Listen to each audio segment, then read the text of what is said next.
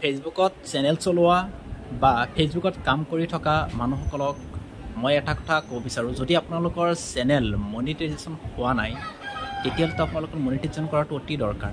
যদি মনিটাইজেশ্যন নকৰে তেতিয়াহ'লেতো আপোনাৰ প্ৰফিট পোৱাটো সিমান সম্ভৱ নহয়।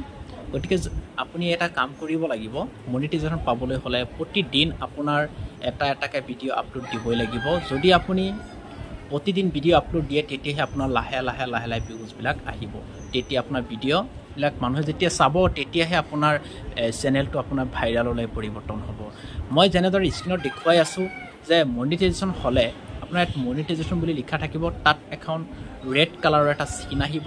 যদি এইটো চিন আহি গৈছে তেতিয়াহ'লে গম পাব আপোনাৰ পেজটো টকা ইনকামৰ বাবে ৰেডি হৈ উঠিছে। গতিকে স্ক্ৰীণত লক্ষ্য কৰিব। আৰু মোৰ এই ভিডিঅ'টো আপুনি যিমান পাৰে শ্বেয়াৰ কৰক, লাইক কৰক, কমেণ্ট কৰক, কৰি পেলাই আমাৰ লগত থাকক। কিবা এটা অসুবিধা হ'লে আমাক জনাব, আমি